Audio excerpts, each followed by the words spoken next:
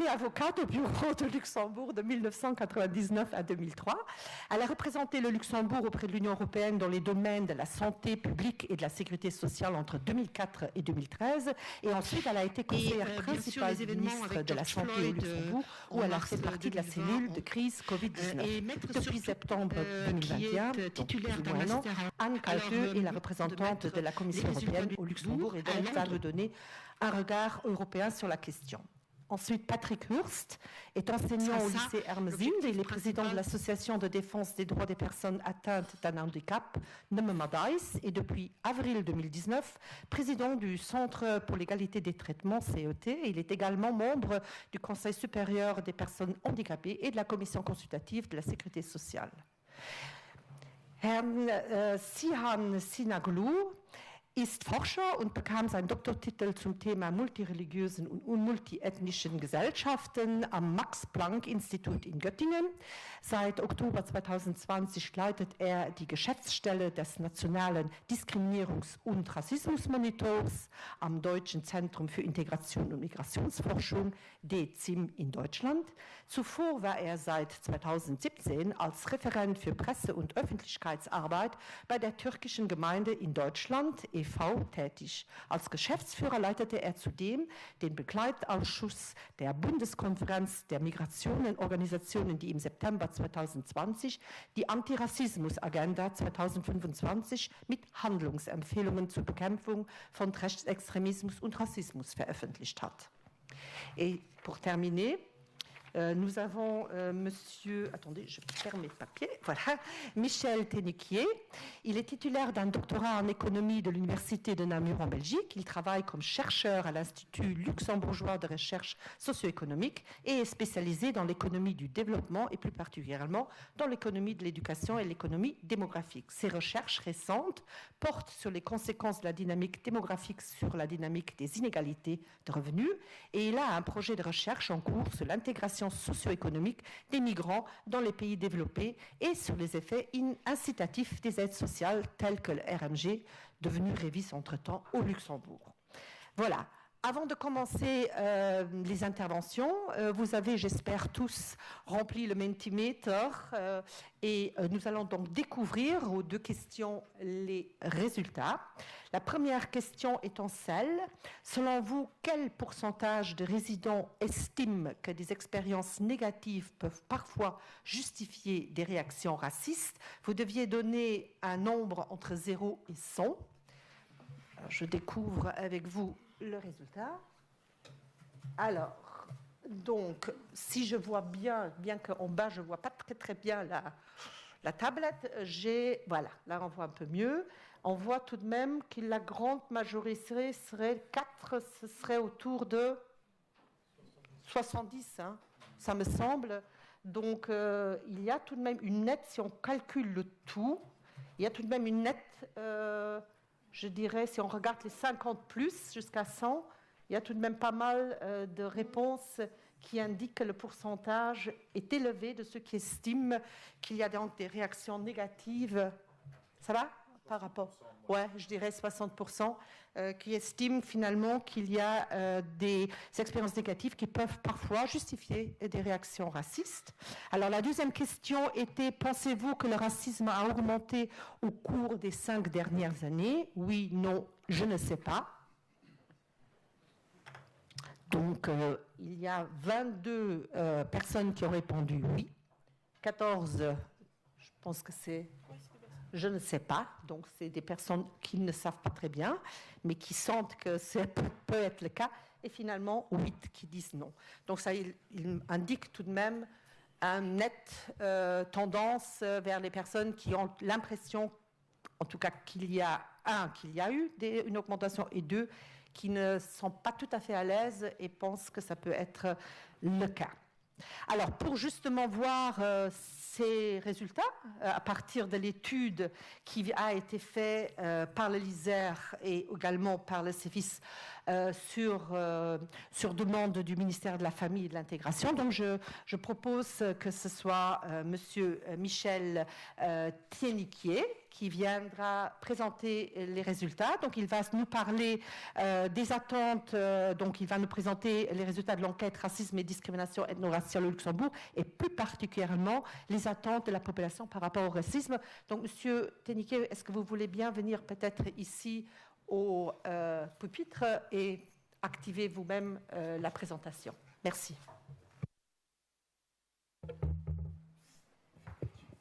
Ok, merci. Merci tous d'être présents et nous, c'est avec un grand plaisir.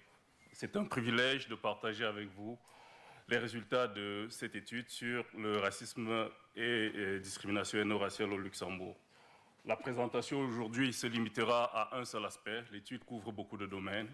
Et aujourd'hui, je présenterai uniquement la partie sur les attitudes vis-à-vis du racisme et les stéréotypes, qui sont un élément. Je n'aborderai pas les questions sur la discrimination ethno-raciale qui seront abordées lors de la prochaine conférence. Comme Laura l'a dit, on vous invite déjà à vous inscrire pour les prochains événements pour pouvoir progressivement avoir accès à tout le contenu du travail qui a été fait dans le cadre de cette étude. Il est important de préciser ici quelle est la partie qui a été faite au LISER et en quoi cela consiste. Donc, au niveau du LISER, nous avons mené une étude plutôt quantitative. On a fait une enquête en ligne. L'étude porte sur la population de 18 ans et plus. On a eu un échantillon de 15 000 individus et au total, on a eu environ 3 000 répondants. Pourquoi est-ce que j'insiste sur cet aspect méthodologique? C'est parce que l'effort qui a été fait, et c'est aussi ce que le gouvernement avait demandé, c'est que l'on puisse avoir les perceptions sur la population générale au Luxembourg. Donc les résultats que je présenterai ici, ce sont des résultats qui portent sur la population résidente âgée de 18 ans et plus. Il ne s'agit pas, donc on appelle ça une extrapolation, dont nous partons des 3 000 personnes qui ont répondu pour tirer des conclusions sur toute la population résidente âgée de 18 ans et plus. Ce qui est relativement différent d'autres études qui sont présentées et vous verrez d'autres résultats qui ne sont pas présentés de la même manière ici. Donc ça, c'était une exigence importante du gouvernement. Donc les résultats que nous présentons, j'insiste dessus, c'est sur la population résidente âgée de 18 ans et plus, toute la population. L'autre élément qui est assez important de préciser, c'est que l'étude porte sur la perception de la population. Donc c'est une étude qui porte sur les perceptions. On n'élicite pas explicitement le racisme, l'étude porte sur les perceptions de la population. Je pense que mon sien reviendra là-dessus aussi pendant sa présentation. On mesure les perceptions de la population. Ces indications étant données, et compte tenu du temps, je vais tout de suite présenter les premiers éléments du résultat sur les questions de racisme et de stéréotypes. Donc ici, quand je parle de racisme, je me concentre sur les attitudes de la population vis-à-vis de ces éléments. Et les premières attitudes de la population, c'est est-ce que le racisme, c'est quelque chose qui est conceptualisé au sein de la population? Ça, c'est les questions que l'on se pose. Et les premiers résultats peuvent être, par exemple, est-ce que les gens considèrent qu'il y a une hiérarchie entre les races? Et la réponse la plus immédiate que l'on a ici, c'est que moins de 5% des résidents établissent une hiérarchie entre les races. Ces chiffres sont relativement faibles par rapport à d'autres résultats que l'on a dans les pays voisins. Mais quand je fais la comparaison avec les pays voisins, j'attire tout de suite votre attention, c'est que l'approche méthodologique n'est pas nécessairement la même. Donc il faudrait juste faire attention, prendre ceci comme indicatif, mais pas comme une comparaison que l'on peut faire de façon immédiate.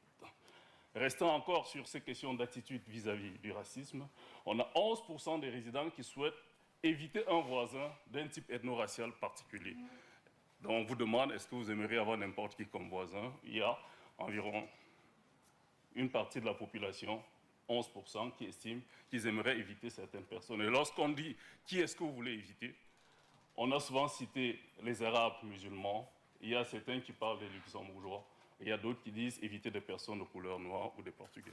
Je précise aussi ici que chaque fois que nous utilisons le mot arabe ou musulman, personne de couleur noire, c'est la façon par laquelle ces personnes se sont définies elles-mêmes. Donc nous n'avons pas assigné à quelqu'un une couleur de sa peau.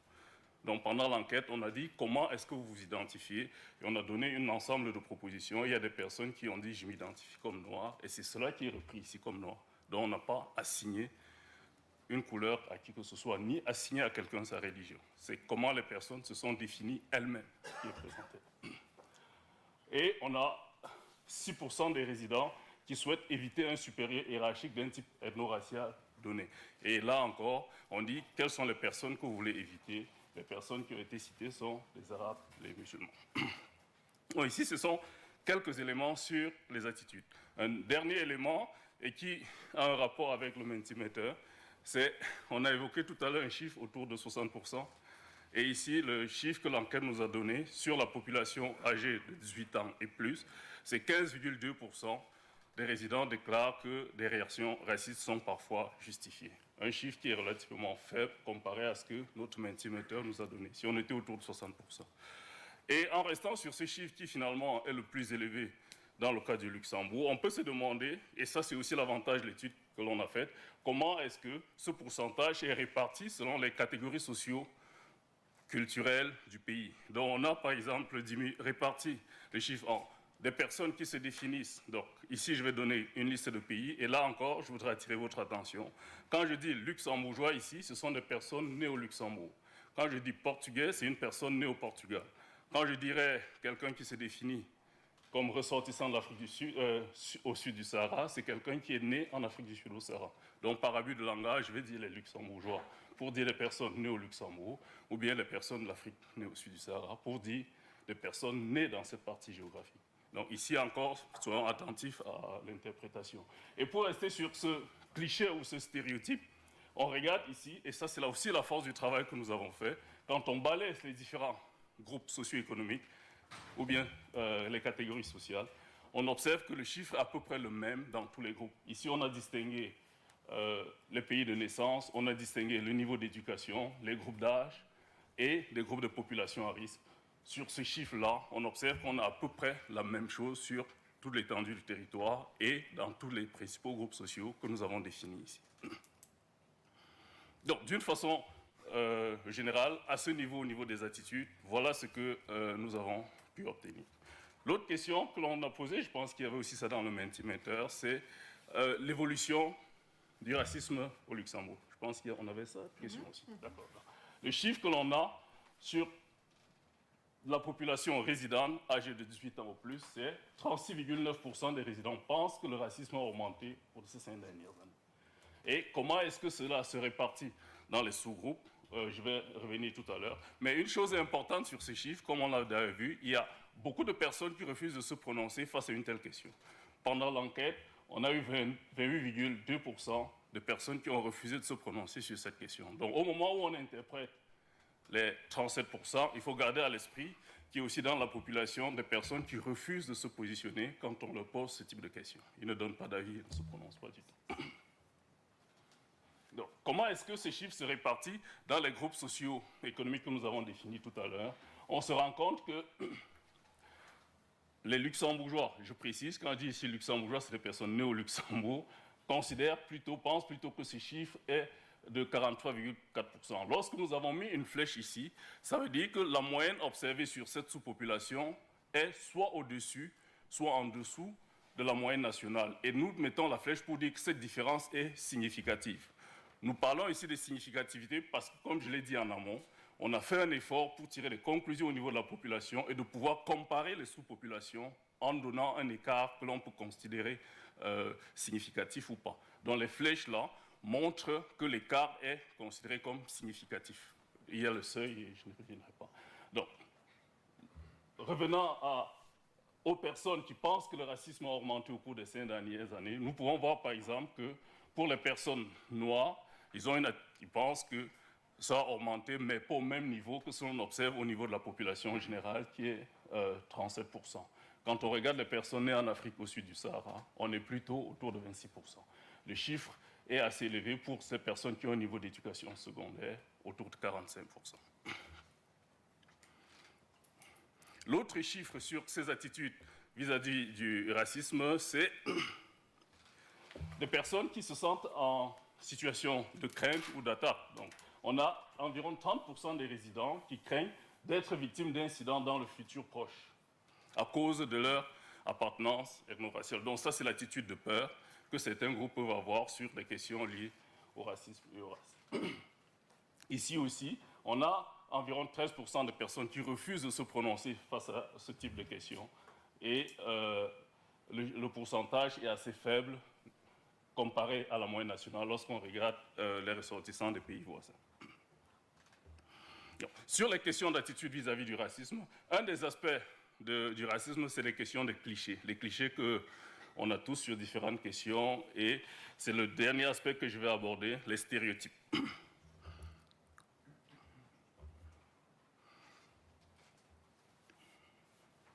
Donc, ici, c'est un stéréotype. On a environ 47% des résidents qui pensent que certains groupes ethno-raciaux ont tendance à ne pas interagir avec d'autres. Donc, on vous prononce le nom de quelqu'un, vous pensez d'a priori, sans me connaître la personne, que ce genre de personnes ne savent pas interagir. C'est des clichés, c'est des stéréotypes. Donc, voici une des formes de manifestation du racisme, les stéréotypes que nous avons. Et ce chiffre est relativement élevé. Et comment est-ce qu'il se répartit? Lorsqu'on regarde les sous-populations, on regarde que lorsqu'on regarde les personnes qui se définissent comme musulmanes ou qui pratiquent la religion musulmane, ce chiffre est relativement 36%, relativement faible par rapport à ce qui est observé au niveau national autour de 45,7%. Et quels sont les groupes qui sont ciblés? Lorsqu'on dit qu'il y a des groupes qui ont tendance à ne pas interagir avec d'autres, les groupes qui sont les plus cités, c'est les musulmans, il y a les luxembourgeois, les portugais. Voilà les groupes les plus cités. Et il est important de noter que ici aussi, même les natifs sont évoqués comme groupe qui est potentiellement à risque. Pour rester sur d'autres stéréotypes, on a 37% des résidents qui pensent que certains groupes sont responsables d'une hausse de la violence et de la criminalité. C'est un sentiment assez prononcé chez les personnes âgées. Et les groupes cités, c'est les Noirs, les ressortissants de pays de l'Est, les Roms et les musulmans. On a par la suite un autre stéréotype. 30% des résidents pensent que certains groupes ont du mal à respecter les règles de bon voisinage. On a aussi un stéréotype sur les abus à l'aide sociale. 28,7% des résidents pensent que certains groupes abusent des aides sociales. Et ce sentiment est observé assez fréquemment chez des personnes qui se définissent comme les Roms, c'est le pays, donc ça c'est nous qui l'avons défini, musulmans, noirs et les ressortissants du pays de l'Est. Et le dernier stéréotype, c'est sur les questions de confiance, qui est à la base de toute société. Presque 25% des résidents pensent que l'on ne peut faire confiance à certains groupes sociaux. Et lorsqu'on évoque quels sont les groupes ciblés, on parle encore des Roms, des personnes qui se définissent comme musulmans et des ressortissants du pays de l'Est. Sur ces constats, sur les attitudes face au racisme et les stéréotypes, vous pouvez voir qu'on a des stéréotypes qui sont relativement ancrés, on a des pourcentages autour du tiers de la population et qui sont plus ou moins assez clairsemés en fonction des différents groupes, en fonction des groupes que l'on peut citer. Face à cela, pendant l'étude aussi, on s'est interrogé sur les attentes de la population face aux questions de racisme. Évidemment, la question a intégré aussi l'aspect discrimination. Ici, je n'ai pas parlé de discrimination, c'est l'objet de la prochaine conférence, mais il est important déjà à ce niveau d'observer qu'il y a plus de la moitié de la population résidente qui pense que l'identification et la sanction des pratiques discriminatoires est insuffisante au Luxembourg. On est ici sur la population des 18 ans et plus. Et lorsqu'on regarde comment ce pourcentage ou bien ce niveau d'attente se répartit au sein de la population, on se rend compte que les personnes qui se définissent comme noires sont assez demanderesses de ces mesures et que les personnes qui reviennent des pays voisins sont un peu moins demandeurs par rapport à la moyenne nationale, sont un peu moins demanderesses par rapport à la moyenne nationale. Une autre attente, c'est 68% des résidents pensent que de nouvelles décisions sont nécessaires. Et ces nouvelles décisions sont nécessaires dans quel domaine? On a pointé le monde de l'entreprise, le monde de l'enseignement et le marché du travail. On a présenté les différents pourcentages qui correspondent. Et je pense que par rapport à ces domaines, le ministère de la Famille a pris des initiatives que probablement y reviendront tout au long du cycle de la conférence ou à la fin de cet exposé, je ne sais pas. Et quand on regarde la répartition de cette attente au sein des groupes socio-économiques que j'ai déjà définis, on observe que les personnes d'origine portugaise aussi sont assez demanderesses des personnes nées au Portugal, ou bien les Portugais, pour utiliser l'abus de langage que l'on a choisi, sont aussi demandeurs qu'il y ait des mesures qui soient prises contre le racisme et les différentes formes de discrimination. Même chose chez les Noirs et les ressortissants de l'Afrique du Sud. Maintenant, quelles sont les actions qui sont perçues comme prioritaires? Ceci fait l'objet d'un autre Mentimeter sur lequel on pourrait comparer peut-être les réponses que l'on aura de la salle tout à la fin avec ce que nous avons obtenu pendant l'enquête. Donc voilà, en restant sur cette question des attitudes face au racisme, ce que je pourrais présenter à ce niveau. Si. Très bien. D'accord, merci. Merci beaucoup.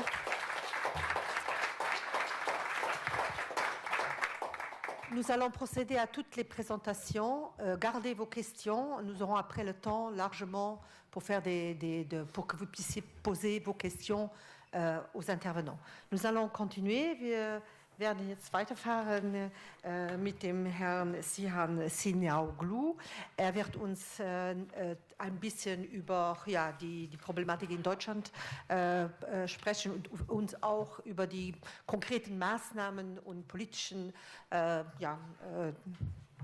Feststellungen, die man gemacht hat. Und vielleicht lasse ich Sie jetzt reden. Ich bitte die Leute, die dann, les personnes donc, qui ne peuvent pas suivre en allemand, sont priées donc de prendre des écouteurs. Vielen Dank. Okay, erstmal vielen Dank für die Einladung. Vielen Dank, lieber Michel, für die wirklich spannenden Ergebnisse. Und ich bin gespannt, was du zu unseren Ergebnissen sagst. Vielleicht nur noch mal 2, 3 Sätze vorneweg.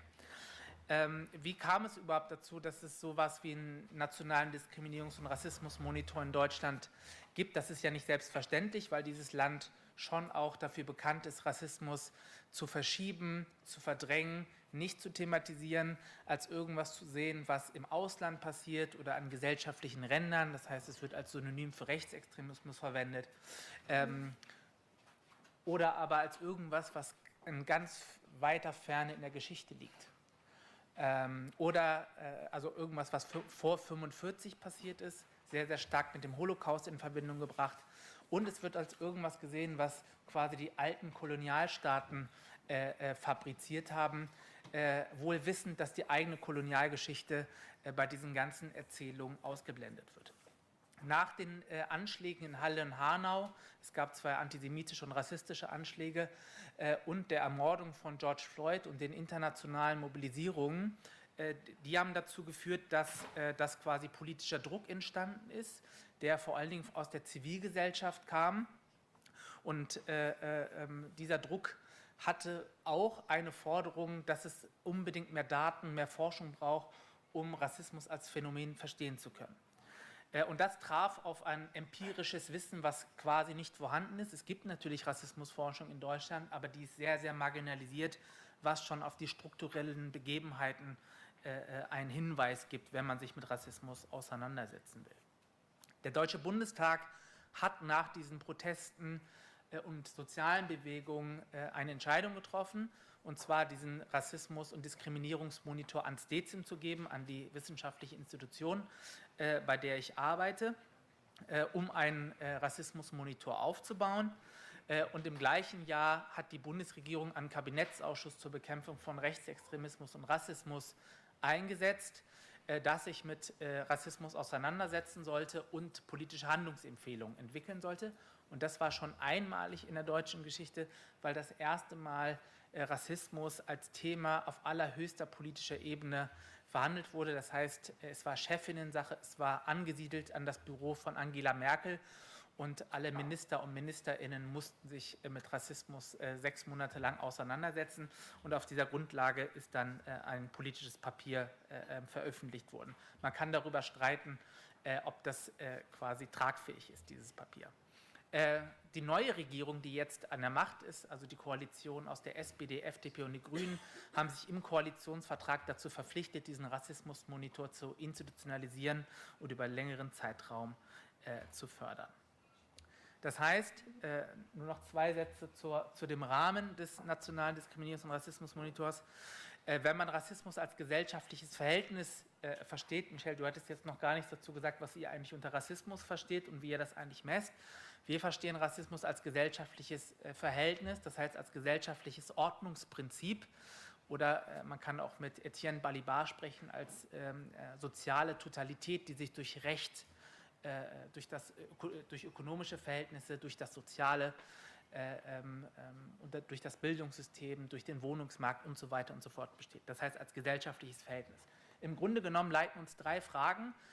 Wir wollen mehr erfahren über das Ausmaß, die Ursachen und die Folgen von Rassismus. Das ist das Ziel des NADIRA, das ist die Abkürzung.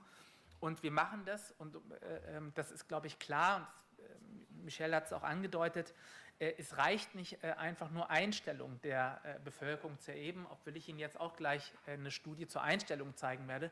Aber wenn man Rassismus als Strukturprinzip versteht, dann bedeutet das auch, dass man unterschiedliche Methoden und Zugänge braucht, um das Phänomen in den Griff zu bekommen. Ja, also quantitative Forschung hat hier Leerstellen, Lücken, aber sie führt auch dazu, uns andere Fragen aufzuzeigen. Das heißt, wir haben unterschiedliche methodologische Zugänge, Experimente, qualitative Analysen. Wir gucken in Institutionen, weil natürlich vor allen Dingen da sich Macht konzentriert und vor allen Dingen da rassistische Diskriminierung stattfindet. Kurz zu, was wir in der Auftaktstudie machen wollten. Es ist wirklich die Auftaktstudie, die sollte uns erstmal eine Orientierung geben für unsere Berichte, die jetzt nach und nach kommen. Und im Grunde genommen war die Hauptfrage, wie setzt sich Deutschland eigentlich mit Rassismus auseinander? Ist das überhaupt ein Thema? Wenn ja, wie und wo setzen sich die Leute damit auseinander? Das ist die Frage, die uns geleitet hat. Also wir haben auch nach Wahrnehmung gefragt, nicht nach, wie ist denn jetzt eigentlich Rassismus strukturell verankert, was hat das für einen Einfluss auf die Sozialstruktur der Gesellschaft. All das war nicht Thema, sondern wir wollten tatsächlich wissen, wie sich Deutschland mit Rassismus auseinandersetzt und inwieweit Rassismus die Lebensrealität der Befragten widerspiegelt.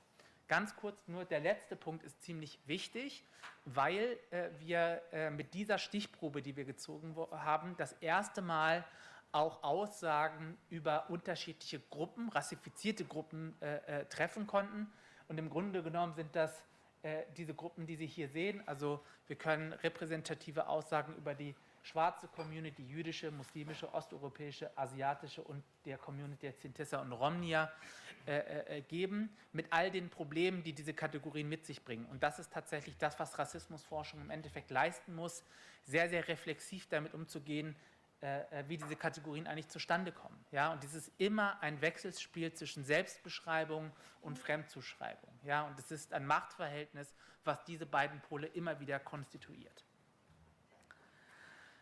Jetzt führe ich Sie ganz kurz so schlaglichtartig durch unsere Ergebnisse. Wir wollten erstmal wissen, inwieweit eigentlich, also wie verbreitet eigentlich direkte und indirekte Rassismuserfahrungen sind. Viele Menschen in Deutschland sind direkt von Rassismus betroffen. Sie sehen das, 22% geben an, direkt Rassismus erfahren zu haben. Und mit Rassismus kommen durchaus mehr Menschen in Berührung, wenn indirekte Erfahrungen mit einbezogen werden. Das heißt, wir haben die Leute gefragt, haben sie Rassismus schon mal beobachtet oder wurde ihnen von Rassismus schon mal berichtet? Und wenn man das zusammennimmt, ja, also eigene Rassismuserfahrungen plus diese indirekten Erfahrungen, sehen Sie, dass nur 1/3 der Gesellschaft sagt, sie haben noch nie irgendwas mit Rassismus zu tun gehabt. Ja? Das bedeutet im Umkehrschluss für mich die politische Botschaft, Rassismus ist kein Randphänomen. Es betrifft die ganze Gesellschaft, vor allen Dingen, wenn man die indirekten Erfahrungen zusammennimmt. Ja? Also Familienangehörige, Arbeitskollegen, im Krankenhaus. Ja? Egal wo sie sind, Menschen sind damit konfrontiert. Das heißt, es ist kein Minderheitenproblem, es ist gesamtgesellschaftlich verankert. Wir haben natürlich dann geguckt, wir haben nach rassifizierten Gruppen geguckt und da sehen Sie natürlich deutlich, dass natürlich rassifizierte Gruppen durchaus mehr Rassismuserfahrungen machen. Wir haben in Deutschland wirklich die komische Situation, dass über Rassismus gegen Weiße plötzlich diskutiert wird. Das ist natürlich ein Punkt, über den wir auch später sprechen können, aber um Ihnen das hier nur zu zeigen, also Rassismus wird vor allen Dingen von rassifizierten Gruppen erfahren und für uns spannend, es sind vor allen Dingen die jüngeren Menschen, die Rassismus wahrnehmen und Rassismus-Erfahrungen machen und weniger die Älteren. Ja, woran liegt das eigentlich? Und ich würde jetzt erstmal behaupten, dass die erste Gastarbeitergeneration durchaus mehr Rassismus erfahren hat. Man denke nur an die Ausbeutungsverhältnisse in den Fabriken, in den unter der Erde, bei der Kohlearbeit und so weiter und so fort. Das heißt, ich würde sagen, sie haben stärker Rassismus erlebt, aber die Jüngeren sagen, sie machen mehr Rassismuserfahrung. Woran liegt das? Sind das die sozialen Medien, wo Empowerment stattfindet?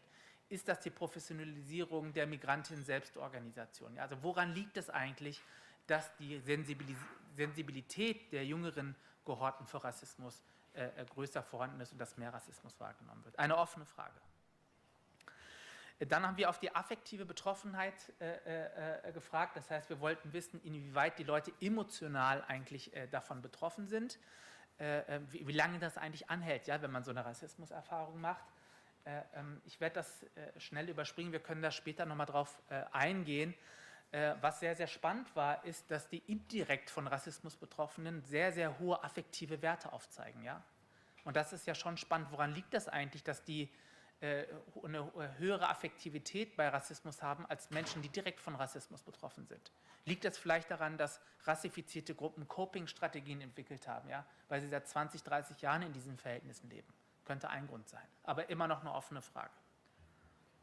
Dann wollten wir natürlich auch nach rassistischen Wissensbeständen fragen. Und dabei habe ich Ihnen eine Zahl mitgebracht, die mich ehrlich gesagt überrascht hat. Fast 50% der deutschen Bevölkerung glauben daran, dass es menschliche Rassen gibt. Ja, und es wurde in Hunderten von Studien belegt, dass es keine menschlichen Rassen gibt. Es gibt Rassismus, der Rassen schafft und nicht umgekehrt. Ja, und das zeigt der Begriff der Rasse, der vielleicht auch hier biologisch konnotiert ist, ist tief verankert, immer noch in der deutschen Gesellschaft. Und gleichzeitig sagen viele, dass es falsch ist, diesen Begriff zu verwenden. Wie kann das eigentlich sein? Ja, also die Leute haben schon ein ganz gutes Gespür dafür, ja, was man sagen kann und was nicht. Was übrigens ein Hauptproblem quantitativer Forschung ist, weil sie sozial erwünschte Antworten provoziert. Ja, die Leute wissen, dass sie nicht rassistisch antworten dürfen. Aber trotzdem machen sie es hier. Dann haben wir natürlich auch nach kulturhierarchisierenden Dingen gefragt, also sowas wie, glauben Sie, dass es bestimmte ethnische Gruppen oder Völker von Natur aus weniger intelligent sind, zum Beispiel, haben wir gefragt. Oder fleißiger oder so. Und da sehen Sie immer noch, ja, vor allen Dingen bei der zweiten und dritten Antwortmöglichkeit gibt es immer noch ein Drittel von Menschen, die daran glauben. Dann haben wir auch nach der Wahrnehmung von Rassismus gefragt. Das heißt, wir haben gefragt, sowas wie, es gibt Rassismus in Deutschland, sagen 90% ja. Immens viel, wie ich finde. Es gibt rassistische Diskriminierung in deutschen Behörden, immer noch 65%. Ja, Alltag 61%. Ja, wir leben in einer rassistischen Gesellschaft, immer noch 50%. Also es scheint so zu sein, dass die Bevölkerung vielleicht ein Gespür dafür hat, dass Rassismus nicht nur ein individuelles Phänomen ist, sondern weitaus darüber hinaus reicht. Ja? Ohne jetzt die Bevölkerung quasi als rassismuskritisch irgendwie labeln zu wollen, scheint es so zu sein, dass es ein Gefühl dafür gibt, dass Rassismus in unterschiedlichen gesellschaftlichen Bereichen auftauchen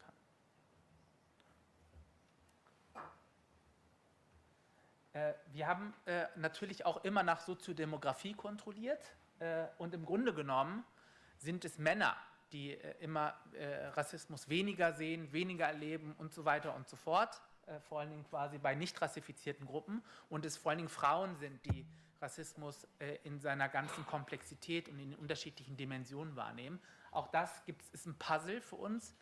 Kann man sagen, dass Frauen deswegen hier quasi sensibler für Rassismus sind, weil sie selber Marginalisierungserfahrungen machen?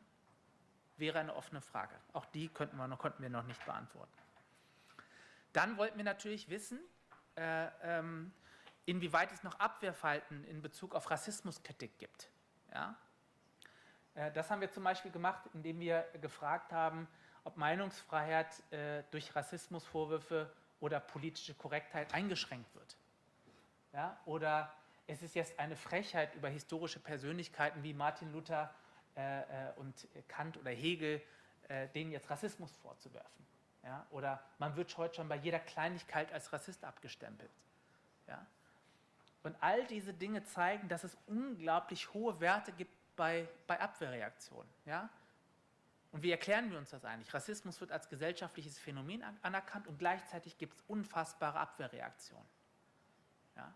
Und die gibt es vor allen Dingen deswegen, ist unsere Interpretation, je näher Rassismus zu mir kommt, desto mehr bin ich gewillt, es abzulehnen. Je abstrakter es ist. Deutschland ist eine rassistische Gesellschaft, ja, kann ich sagen. Ja, aber wenn es um meine eigene Deutungshoheit geht, dann hört der Spaß auf. Ja, dann übertrage ich die Schuld an die, die Rassismus thematisieren. Das sieht man hier, finde ich, eindeutig. Vorwurf der Überempfindlichkeit, das wissen ja quasi Menschen, die die Rassismus betroffen sind, auch. Wenn man das thematisiert, würde man überempfindlich sein, man würde übertreiben und so weiter und so fort. Und auch das finden wir in unseren empirischen Daten. Ja.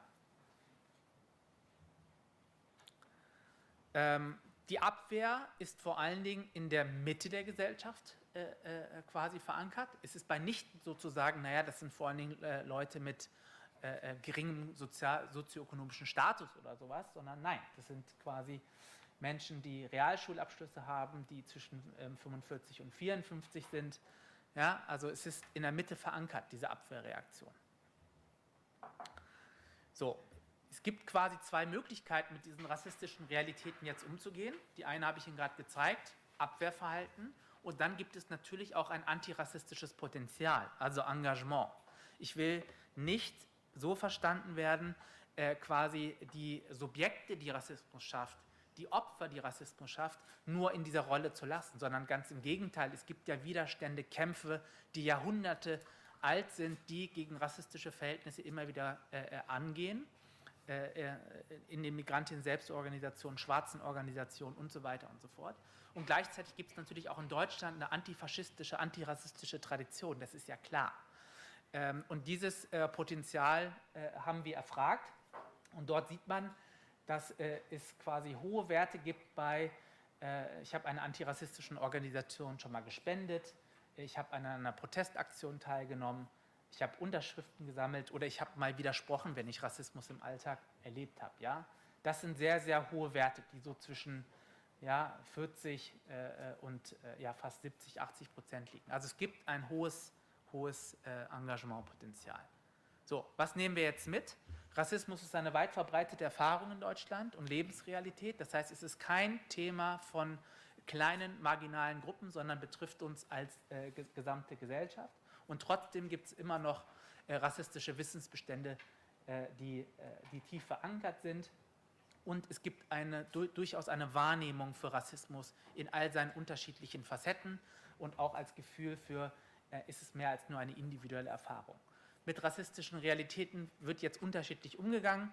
Eine Strategie ist Abwehr und die andere ist durchaus, sich auch gegen Rassismus engagieren zu wollen. So, ich würde es jetzt erstmal an dieser Stelle belassen und freue mich auf die Diskussion. Vielen Dank.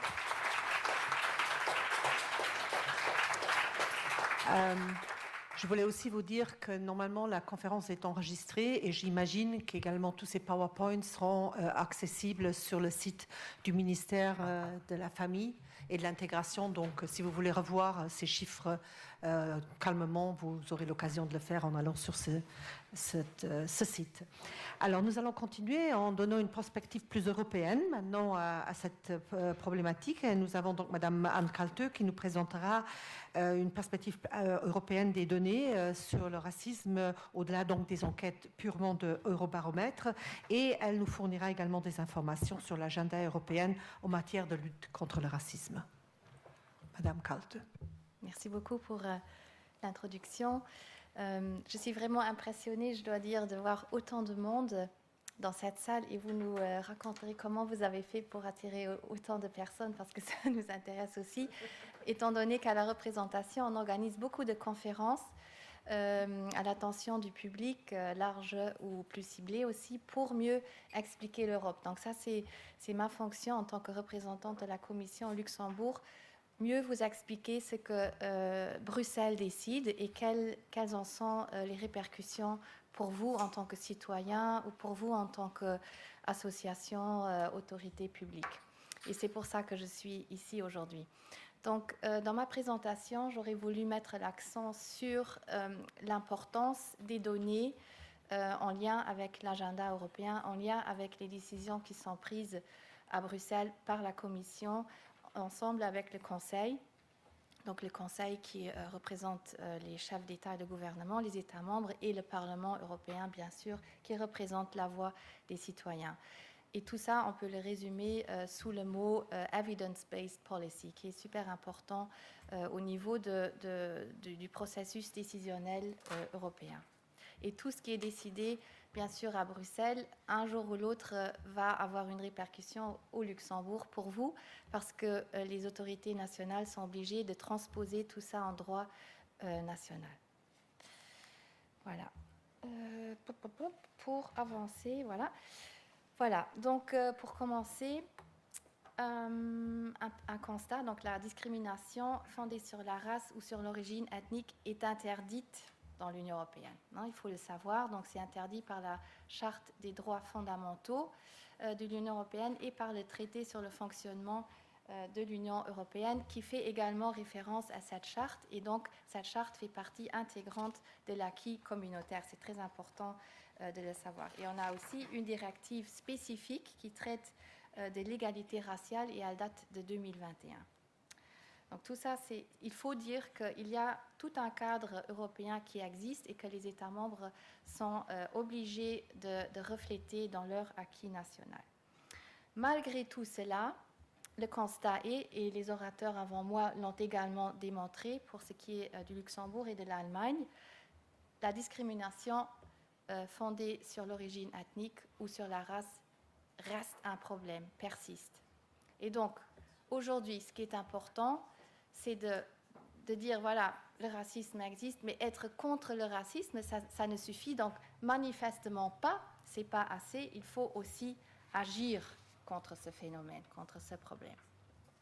Et l'éprouver par la collecte de données que cette discrimination persiste. C'est les données qui nous le prouvent, parce que chacun, et ça on a très bien vu maintenant auparavant, chacun a une perception différente qui ne reflète pas forcément la réalité sur le terrain. C'est très important. Donc, au niveau européen, deux études sont souvent citées, et elles ont été citées par les orateurs précédents, à savoir l'Eurobaromètre et le rapport de l'Agence des droits fondamentaux européens, Being Black in the EU, de 2018. L'Eurobaromètre est un outil que Bruxelles utilise très régulièrement tout au long de l'année sur différents sujets, et notamment dans le domaine de la discrimination. Donc, depuis 2006, l'Eurobaromètre, cet outil de sondage, est utilisé pour sonder le terrain dans les États membres quant à l'évolution de ce problème. Et donc, depuis 2006, 5 eurobaromètres ont été réalisés sur la thématique de la non-discrimination dans les États membres. Et donc, on dispose aujourd'hui d'un aperçu assez bien, un aperçu dans le temps et régulier quant à l'évolution de cette problématique dans les différents États membres, y inclus au Luxembourg.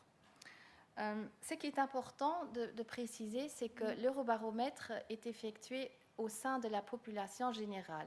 Donc là, on a tout le monde, ceux qui ne sont pas directement concernés par la discrimination et ceux qui le sont.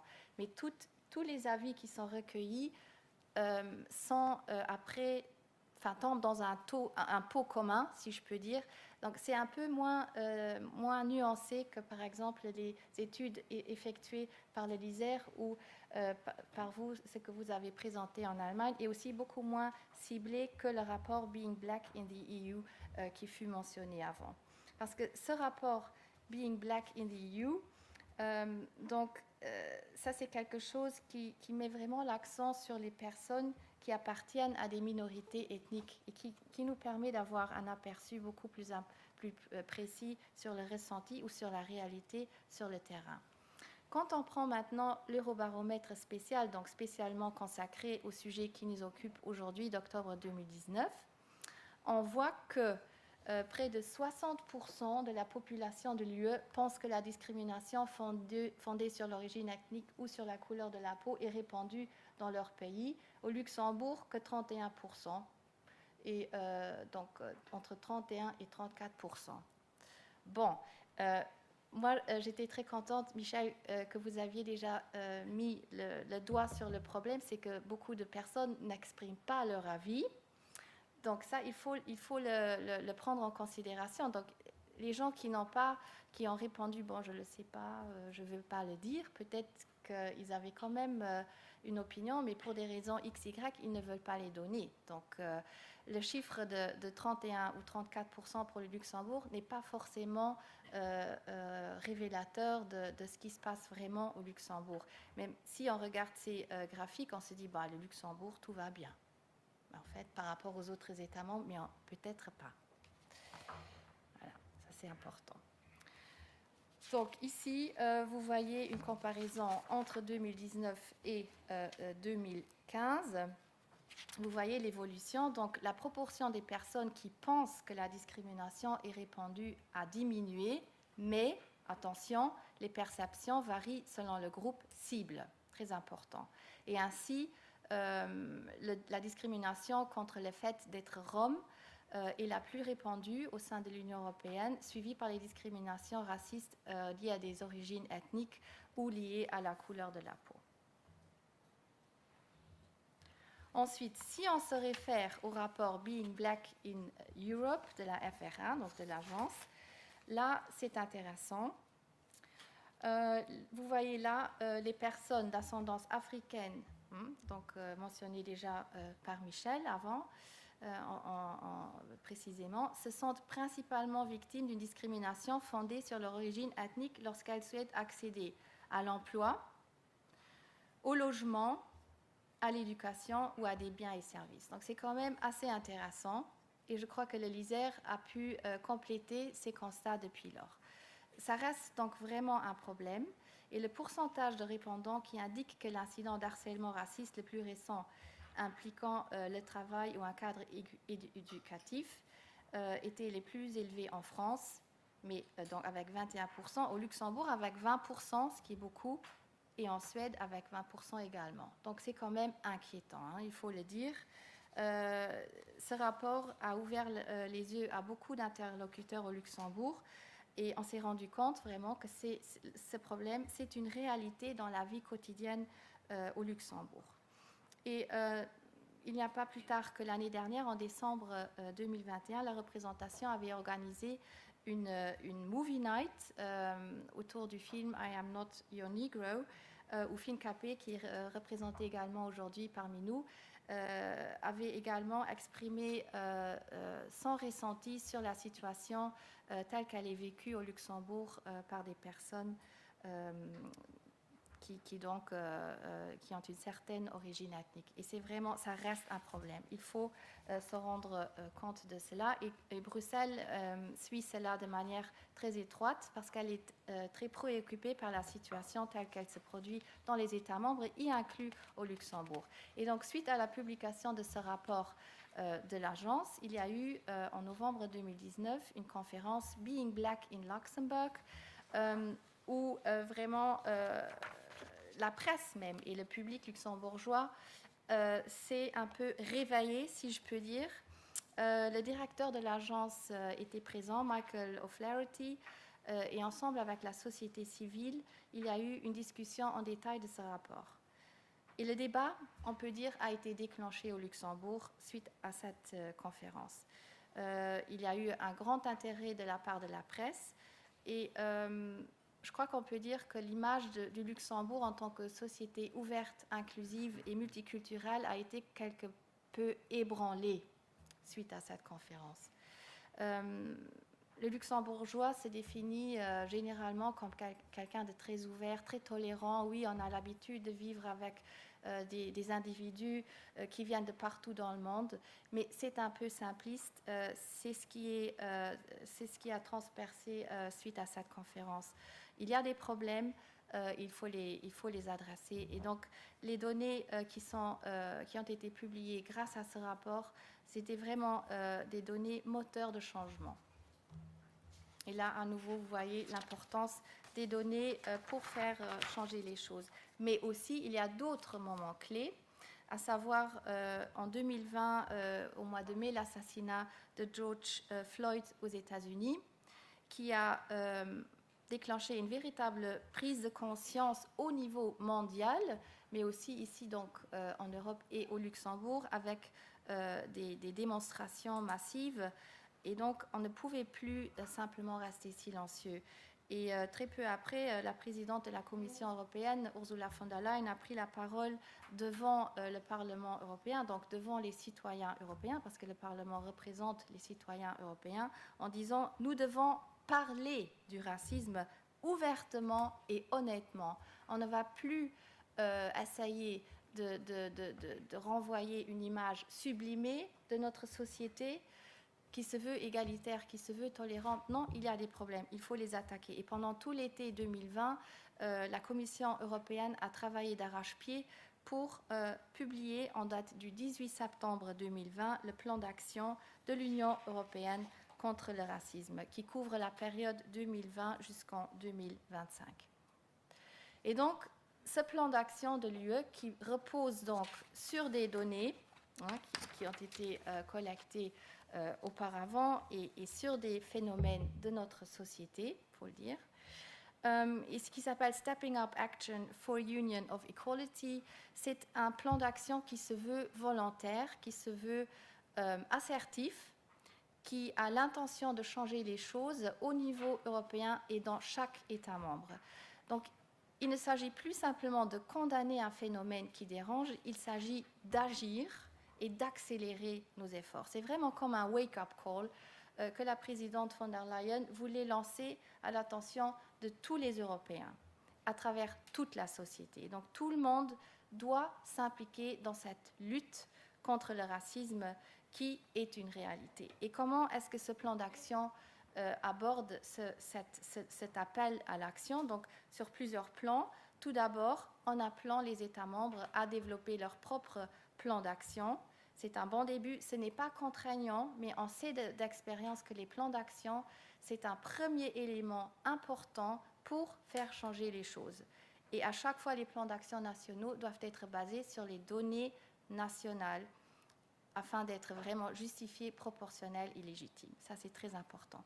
Le plan d'action appelle également les États membres à faire plus au niveau de l'éducation et de la mémoire, rappeler ce qui ne va pas. L'éducation auprès des enfants, auprès des jeunes, c'est très important pour en faire des citoyens engagés, avisés et qui sont au courant de ce qui ne va pas. C'est très important, notamment parmi les jeunes. Et maintenant, ça a été mentionné avec les réseaux sociaux. C'est vraiment un instrument qui permet aux gens de s'exprimer plus facilement aujourd'hui et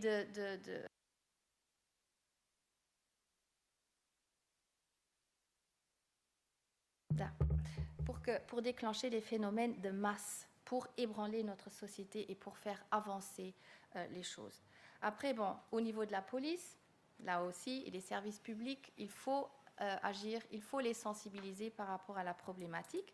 Bien sûr, au niveau de l'amélioration de la collecte des données, je vais y revenir dans un slide prochain, la lutte contre les discours de haine, très important. C'est un phénomène qui est encore beaucoup trop présent dans nos sociétés.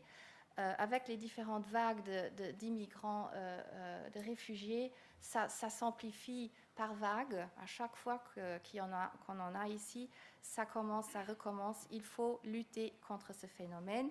Et ensuite, un autre volet de ce plan d'action, c'est bien sûr la promotion de la diversité dans chaque secteur de notre société. Emploi, logement, santé. Si pas tout le monde a accès de la même manière à ces secteurs clés de notre société, on ne peut pas parler de société égalitaire, c'est évident. Donc, par ce plan d'action, la Commission veut une action plus ciblée dans les États membres et mieux ciblée, vraiment pour qu'on voit la différence sur le terrain. Et en parlant de l'amélioration de la collecte de données, qu'est-ce que la Commission veut dire par là? Tout d'abord, elle encourage une approche cohérente entre Union européenne et États membres. Donc, on a d'un côté les données qui concernent l'état général dans l'Union européenne, en ce qui concerne ce problème, et on a également la collecte de données au niveau national. Donc, il faut que toutes ces données soient cohérentes pour qu'elles fassent vraiment du sens, pour qu'on puisse les comparer et pour qu'on puisse voir là où ça marche et où ça ne marche pas. Et donc, tout ça, ça va amener une meilleure qualité en ce qui concerne les données désagrégées concernant l'origine raciale ou ethnique. Et c'est là qu'interviennent les instituts de recherche nationaux, comme le LISER, qui fait très bien son travail à ce niveau et qui permet à chacun de mieux comprendre la problématique ici au Luxembourg. Et ensuite, ça peut profiter au plan d'action luxembourgeois qui devrait sortir bientôt. Et il y a des développements au Luxembourg, je ne vais pas y revenir en détail parce que ça va être fait par d'autres personnes que pour moi, mais juste pour vous dire que la Commission suit de manière très étroite tout ce qui se passe ici au Luxembourg, que ce soit cette étude du ministère de la Famille qui est sortie au mois de mars 2022, qui a également permis de voir où se situent les victimes de discrimination. Donc 15% de notre population s'estime victime d'une discrimination, notamment en ce qui concerne la population portugaise, les musulmans et les personnes d'origine africaine. Le Centre d'égalité de traitement au mois de mai a enchaîné avec une autre étude qui montre que les plaintes pour discrimination sont en nette augmentation depuis 2016. Et ensuite, le plan national que tout le monde attend, on espère qu'il va sortir cet automne. D'après nos informations à la représentation, ce serait cet automne. Il y a eu un nouveau mouvement moment juste avant l'été avec la nomination d'un délégué interministériel chargé de la coordination des politiques de lutte contre le racisme, l'antisémitisme et la haine anti-LGBTIQ+. C'est un bon pas en avant. Ça a été noté par Bruxelles comme un avancement concret. On a hâte de voir ce qui ressortira de ces efforts interministériels et quel sera le contenu exact du plan national luxembourgeois. Pour finir, j'aimerais, si vous permettez, citer la présidente Ursula von der Leyen, qui a fait un discours très très fort, très engagé en 2020 en disant « Nous devons parler du racisme et nous devons agir ». Il est toujours possible de changer le cours des choses s'il y a la volonté politique et la volonté de chacun de nous tous de le faire. Je suis heureuse de vivre dans une société qui condamne le racisme. Mais nous ne devrions pas nous arrêter là. La devise de notre Union européenne est « unie dans la diversité ». Et notre mission est de nous montrer à la hauteur de notre devise et de lui donner tout son sens. Voilà. Je vous remercie pour votre attention. Merci beaucoup. Bien, merci beaucoup. Après cet éclairage plutôt européen, nous allons revenir au Luxembourg et ce sera M. Patrick Hurst qui va, président donc du Centre d'égalité de traitement, qui va donc nous présenter un peu plus ce centre, mais surtout également les mesures qui existent et dans quelle mesure est-ce que celles qui existent ont effectivement un impact sur les demandes et attentes des victimes. Bien, je vous remercie. Tout d'abord, j'aimerais remercier toute l'équipe du LISER pour l'opportunité de pouvoir vous présenter aujourd'hui l'Observatoire des discriminations. Il s'agit d'une étude que le CET fait périodiquement afin d'avoir une meilleure vue de ce qui se passe sur le terrain. Comme vous le savez, au Luxembourg, les statistiques sur les discriminations en général se font rares. Et ceci surtout si on s'intéresse aux discriminations ethno-raciales. Cette absence de statistiques est certes liée entre autres à la protection particulière réservée à des données sensibles et spécifiquement à l'origine ethnique, accordée par le RGPD de 2018 et auparavant par la loi relative à la protection des personnes à l'égard du traitement des données à caractère personnel. Cependant, et je pense que personne présent aujourd'hui ne va me contredire, les statistiques et les chiffres sont un moyen important de rendre les discriminations visibles. Insultes racistes, le fait de se voir refuser un emploi, un logement ou tout simplement l'accès à un établissement sont des exemples de cas qui nous sont rapportés régulièrement. Un grand nombre de personnes qui sont censés écrire des lois, de les faire appliquer, de les appliquer et de les faire respecter, ne sont pas confrontés à des discriminations dans leur quotidien. Raison pour laquelle il est tellement important d'avoir des statistiques afin de pouvoir mesurer l'ampleur du phénomène de la discrimination et de trouver les moyens appropriés pour le combattre. Le CET est un des seuls acteurs qui dispose et publie régulièrement des données statistiques au sujet de la discrimination, des stéréotypes et particulièrement du racisme. À travers les plaintes qui nous sont rapportées, nous avons bien entendu une certaine idée de ce qui se passe réellement sur le terrain. Mais nous sommes également tout à fait conscients que ces données sont très limitatives par rapport à la réalité. Afin qu'un cas puisse se retrouver dans nos statistiques, il faut d'abord que la victime ou des éventuels témoins connaissent le CET, considèrent qu'il est important de signaler la discrimination et finalement, ces personnes doivent prendre le temps de le faire. Or, comme nous allons le constater, ceci n'est souvent pas le cas. C'est entre autres pour ces raisons que le CET a décidé de mettre en place l'Observatoire des discriminations. Le sondage collecte des données concernant l'évolution générale des discriminations en connaissant la connaissance du CET et d'autres acteurs et interroge également les victimes et témoins des discriminations sur leur vécu. Réalisé une première fois en 2009, puis 2011, 2015 et 2020, l'Observatoire a l'avantage de nous permettre d'avoir une vue sur l'évolution des discriminations au cours des années. L'étude représentative, pour laquelle environ 1000 résidents sont interrogés en ligne ou par téléphone, est donc un outil important pour avoir des informations plus générales de la part de ces personnes qui ne signalent pas forcément le fait d'avoir été victimes d'une discrimination. Vu le temps à ma disposition, je ne vais pas présenter tous les détails de cette étude que vous pouvez consulter en ligne sur notre site internet cet.lu.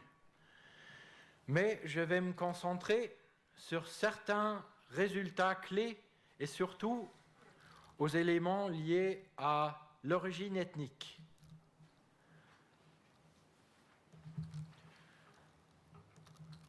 Nous constatons que le nombre de personnes qui ont déclaré avoir été victimes d'une discrimination a baissé entre 2015 et 2020, de 26% à 20%. Le même constat vaut également pour les discriminations liées à la couleur de peau, 14% en 2015 contre 12% en 2020.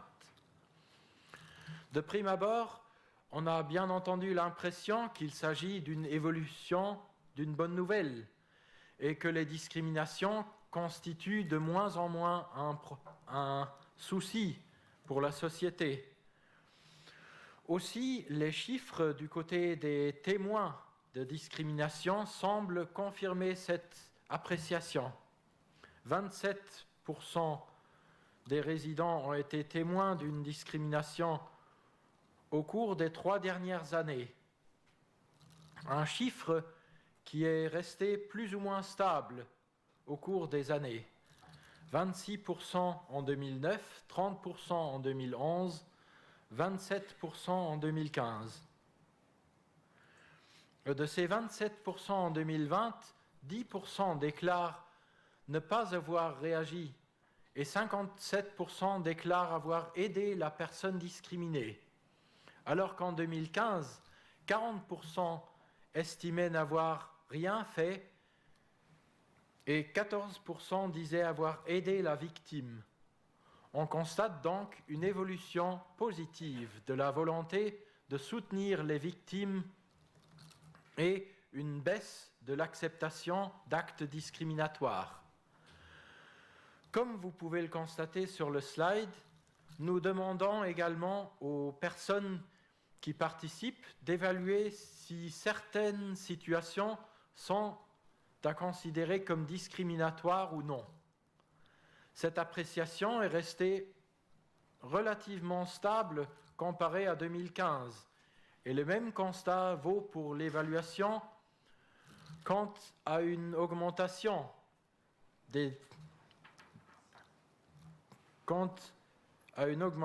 ou diminution des discriminations pour différents motifs de discrimination. Comment expliquer que cette appréciation de ce qui constitue une discrimination et le nombre de témoins sont tous les deux restés stables alors que le nombre des personnes qui se déclarent victimes de discrimination est en diminution? Surtout qu'il s'agit de résultats qui semblent à première vue contredire les résultats de l'étude du LISER, de l'étude Being Black in the EU de la Fundamental Rights Agency et même les statistiques du CET sur base des cas enregistrés. En effet, en 2021, nous avons constaté pour la première fois depuis une dizaine d'années que l'origine ethnique était le motif avec le plus grand nombre de cas, presque un quart, qui ont été rapportés au CET. Les données collectées ne permettent pas de préciser les raisons de cette évolution, mais nous sommes d'avis que certaines actualités au cours des dernières années peuvent donner des éléments de réponse. Le meurtre de George Floyd en 2020 et les manifestations dans le sillage de cet événement tragique, mais malheureusement pas isolé, ont propulsé le thème du racisme et de la discrimination ethno-raciale sur les unes de la presse mondiale et du Luxembourg. Beaucoup de gens ont été confrontés à une réalité qui leur était inconnue, alors que, jusqu'à présent, les membres de la société étaient plus ou moins d'accord sur les questions de ce qui constitue une discrimination. Beaucoup de personnes se sont également rendues compte qu'il revient à chaque personne d'intervenir et de combattre toute forme de discrimination. D'où l'augmentation du nombre de personnes qui déclarent avoir entrepris quelque chose. D'autres personnes victimes de discrimination ont peut-être comparé leur vécu avec la brutalité à laquelle George Floyd et beaucoup d'autres sont régulièrement confrontés et ont par la suite minimisé leur vécu et étaient peut-être plus réticentes à le considérer comme une discrimination.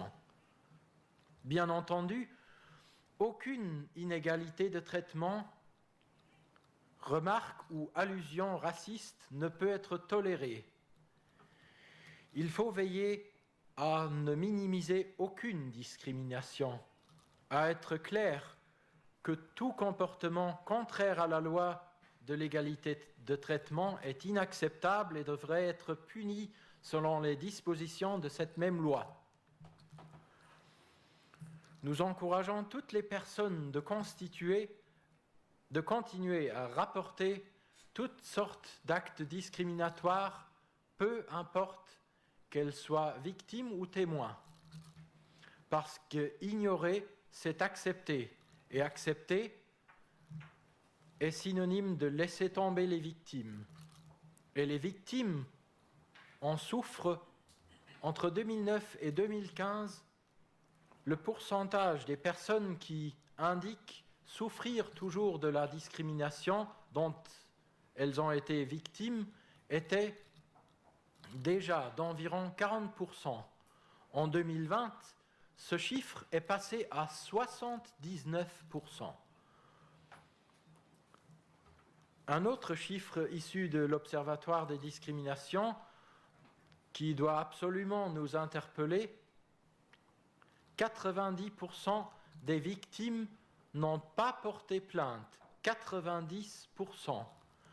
Interrogés pourquoi ils n'ont pas porté plainte, 39% indiquent que ce serait une perte de temps et que cela, de toute façon, ne servirait à rien, ne changerait rien. Les résultats de cette étude montrent que les discriminations restent un sujet important, souvent sous-estimé, mais avec des conséquences lourdes pour les victimes. Comme vous avez pu le constater, l'Observatoire des discriminations est un autre outil de mesure des discriminations qui confirme l'importance de ce phénomène au Luxembourg, ainsi que la nécessité absolue de le combattre, afin que personne ne doit se sentir discriminé, ni en raison de sa couleur de peau, ni en raison d'un autre motif. J'espère que cette courte présentation vous était utile et je vous invite à consulter le détail de l'Observatoire et notre rapport d'activité sur notre site web cet.lu. Bien entendu, je me tiens à votre disposition éventuelle pour toute question. Je vous remercie de votre attention. Merci beaucoup.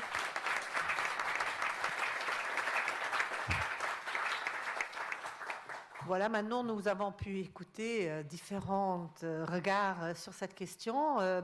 Je permets maintenant à la salle. Je crois que ce serait intéressant que vous puissiez réagir. Soit vous voulez donner un témoignage, soit vous voulez poser une question. Alors je vous prierai peut-être juste dire qui vous êtes et aussi éventuellement si vous ciblez la question à un des intervenants en général ou en général, bon, à vous de voir. Je vous demanderai donc de lever la main et surtout de parler dans le micro qui se trouve sur votre table et vu la traduction et pour que tout le monde entende votre question. Alors, qui est-ce que je jette dans l'eau froide des premières questions ou premières réflexions sur le sujet? N'ayez pas peur, on ne va pas vous discriminer ni vous attaquer. Alors, voilà quelqu'un. Est-ce que vous voulez bien parler donc dans le micro, monsieur, et juste vous dire qui vous êtes? Oui, donc Martin Lagneau d'Amnesty International. C'est une question pour la représentante de l'Union européenne. Vous parliez de cohérence, de collecte des données au niveau européen et au niveau luxembourgeois, et j'aurais voulu savoir quelle était votre perception sur justement la collection de données qui est faite ici au Luxembourg comparée aux autres pays européens, et si on est sur la bonne voie, qu'est-ce qu'il faudrait améliorer? Merci. Merci pour la question. Y aurait-il une autre question? Comme ça, on peut peut-être les regrouper. Ça permet d'avancer plus vite. Madame, vous parlez dans le micro, s'il vous plaît.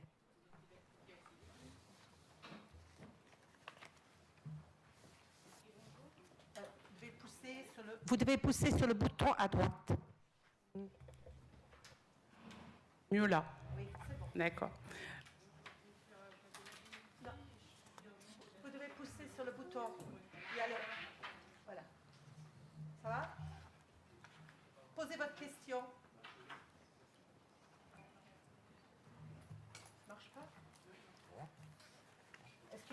Est-ce qu'il y aurait un autre micro qu'on pourrait, madame, aller? Éventuellement, celui-là ne marche pas. Donc, s'il y a encore d'autres questions, merci beaucoup. Celui-là marche. Ok, ça.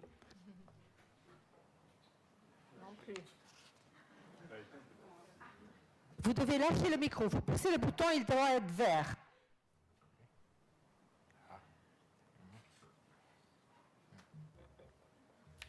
Ah ben voilà, ici c'est vert. Ici c'est vert. Oui, là c'est vert. Bon, voilà, donc je pense qu'il ne faut pas toucher. Je ne touche plus à rien. Voilà. Ok, bon, je me souviens de la question, j'espère. Donc je m'appelle Madeleine Yougui, je suis présidente de l'association One People, c'est une jeune association. On travaille sur justement le racisme et les discriminations. C'est une question que j'aimerais poser justement au niveau européen par rapport à la représentante des institutions européennes. C'est-à-dire qu'avec la guerre en Ukraine, nous, on s'est vu embarquer avec beaucoup d'associations sur la problématique des protections temporaires. Donc on entend bien les études qui ont été faites sur le racisme et les discriminations en Europe. On entend bien le message de Mme von der Leyen. Mais parallèlement, on a quand même une directive qui a poussé énormément d'étudiants qui sont venus de pays tiers sur un statut où ils étaient réguliers en Ukraine. Ils sont devenus irréguliers en fait en passant la frontière, avec les difficultés qu'on connaît. Donc effectivement, oui, c'est bien que je pense que l'Europe doit mettre l'accent sur la discrimination, parce que c'est une réalité aujourd'hui. Mais parallèlement, on voit bien que dans les textes de loi, et dans ce texte précis, il y a une réelle discrimination qui a été faite. Merci beaucoup. Merci beaucoup pour la question. Vous repoussez sur le bouton, sinon ça ne marche plus. Alors, Madame Kalte. Oui, je vais répondre aux deux questions qui m'ont été... L'autre. C'est bon? Oui, d'accord. Oui, donc tout d'abord, quant aux représentants d'Amnesty, où est-ce que le Luxembourg se situe par rapport aux autres États membres? Bon, je n'ai pas maintenant une connaissance approfondie de ce qui se passe dans les autres États membres. Je me suis vraiment maintenant, en vue de cette conférence, penchée sur la situation au Luxembourg, mais je peux vous dire que depuis les 10 dernières années, le Luxembourg a vraiment fait des grands progrès pour lutter contre ce phénomène de underreporting qui était quand même une problématique au Luxembourg il y a encore quelques années, et les instituts de recherche comme le LISER ou comme le centre, le CET, l'Observatoire contre les discriminations, tout le monde contribue à avoir de meilleures données et à mieux percevoir la situation au Luxembourg. C'est clair que dans d'autres États membres, la problématique est plus ancienne qu'au Luxembourg, ce qui explique qu'il y a déjà des données plus anciennes, mieux comparables, une meilleure qualité, c'est clair. Mais le Luxembourg commence vraiment à arriver à un niveau de qualité des données qui est tout à fait louable et qui permet aussi de situer le Luxembourg sur la carte vraiment des études européennes. Ça, c'est quelque chose qu'il faut souligner.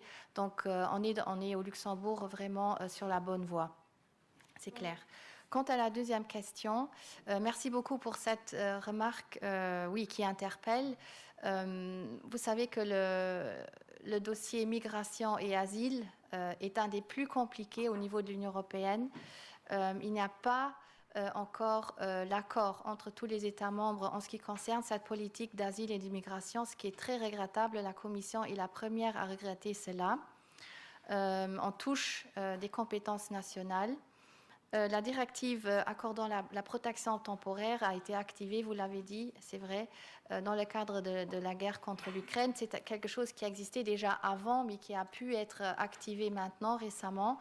Le fait qu'il y a eu un effet non voulu, c'est effectivement quelque chose qui doit nous préoccuper, mais c'est aussi lié au fait que ce sont des compétences nationales. Donc à la fin, comment est-ce que c'est transposé dans les États membres?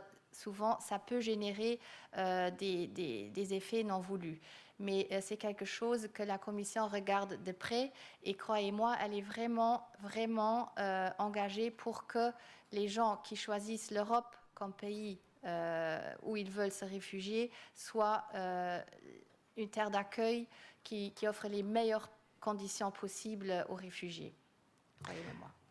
Monsieur Signoru voulait aussi réagir. Ich weiß jetzt gar nicht, ob der Herr Deutsch oder versteht. Ist egal. Also nochmal zu der Frage der Daten. Ich würde nochmal dafür plädieren, es reicht nicht einfach nur Daten zu erheben, sondern die Frage ist, welche Daten?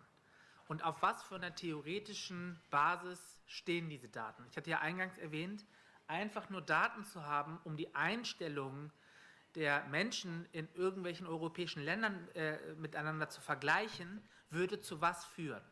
Die einzige politische Empfehlung, die daraus folgen kann, sind Weiterbildung, Bildung, wir müssen in den Schulen Bildung und mehr antirassistische Bildung anbieten und so weiter und so fort.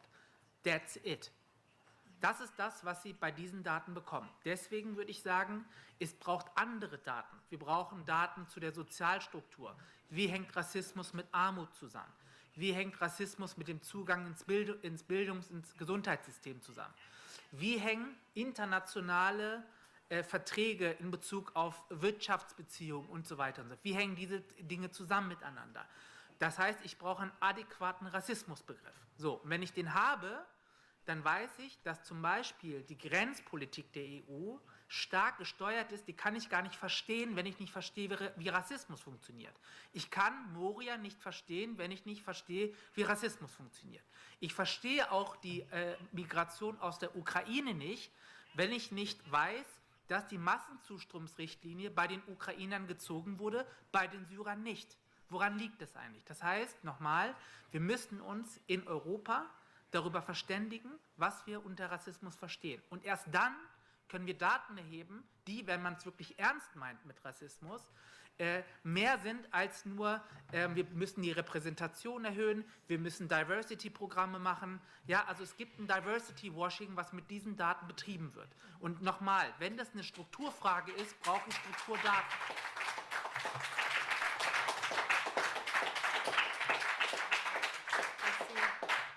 Merci beaucoup.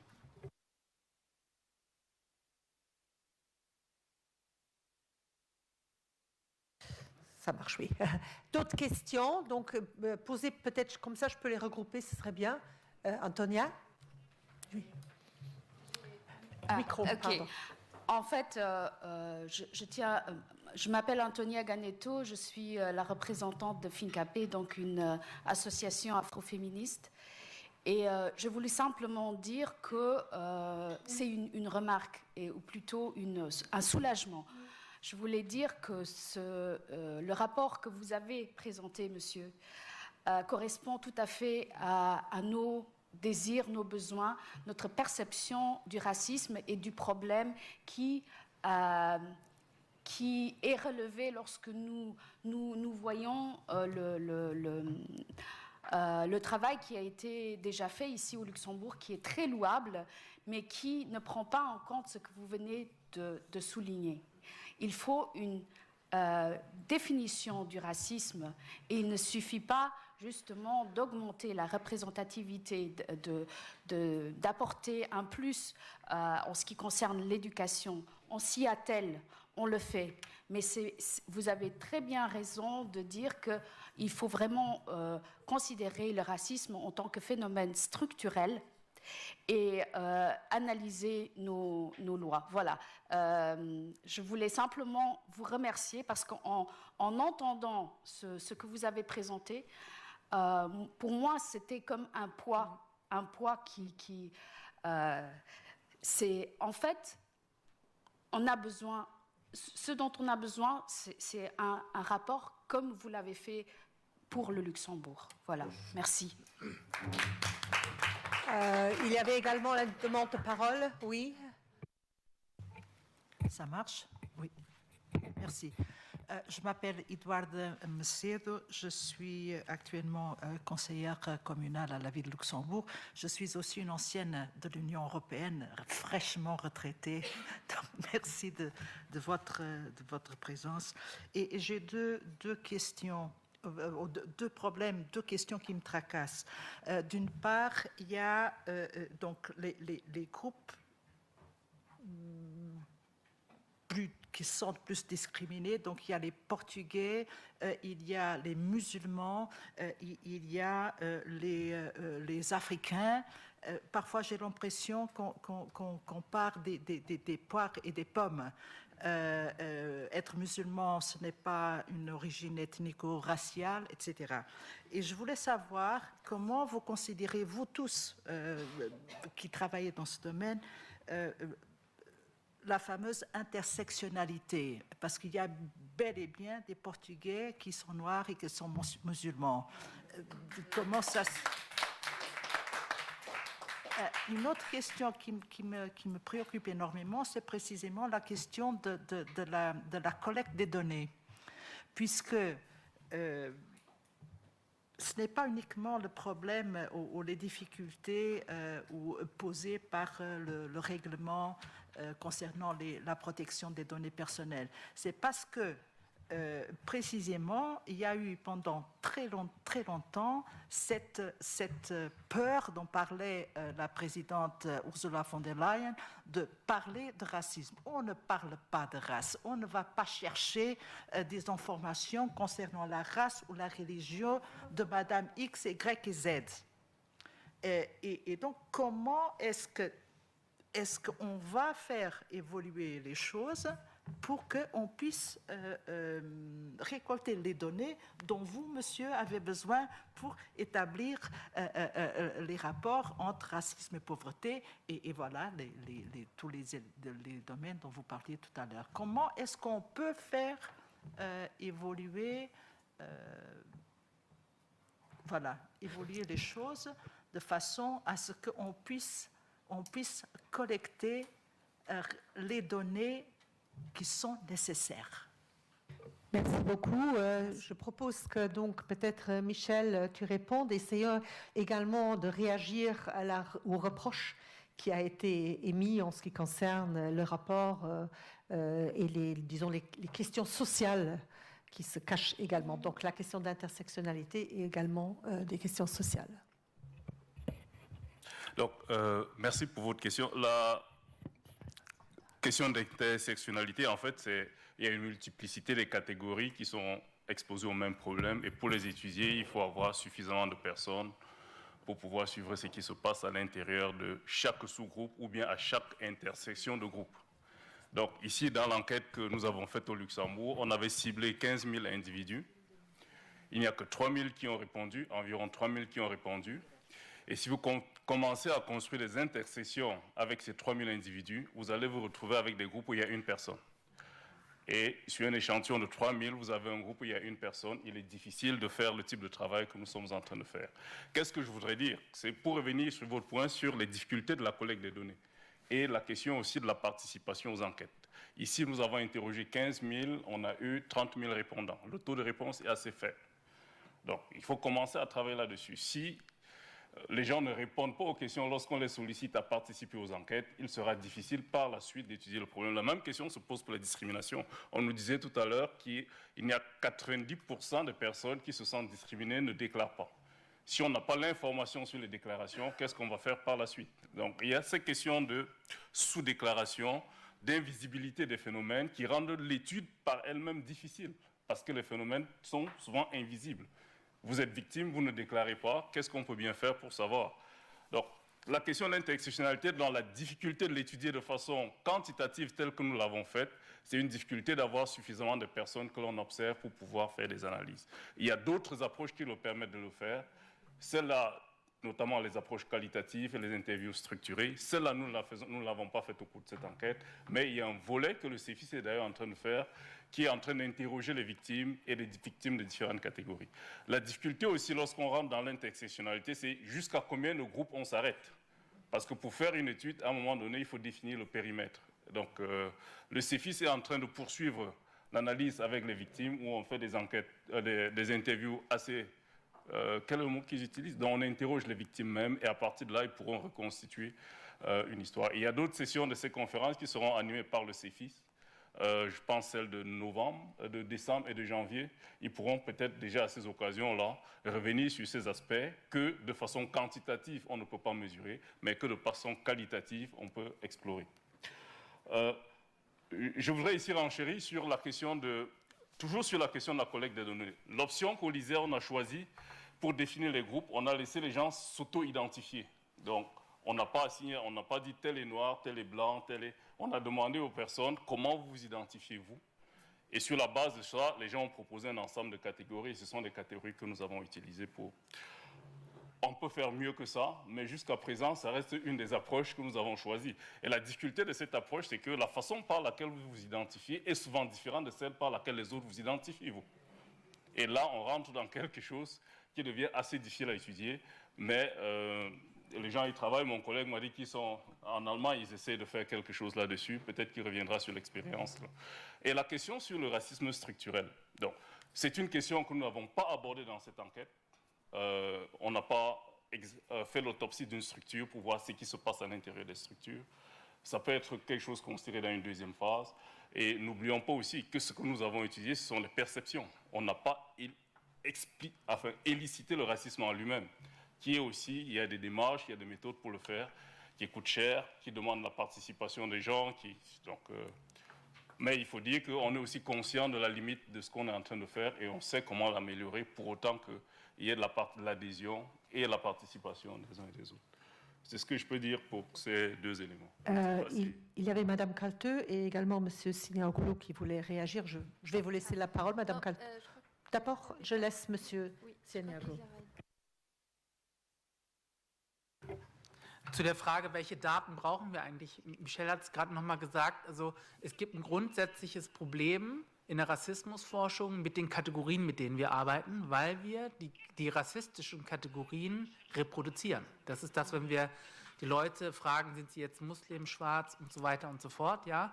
Und gleichzeitig brauchen wir diese Daten, um soziale Ungleichheit feststellen zu können, ja? Also wir haben es hier mit der Problematik der Reproduktion zu tun und gleichzeitig, hier sind wir uns ja alle einig, wir brauchen diese Kategorien, um das messen zu können.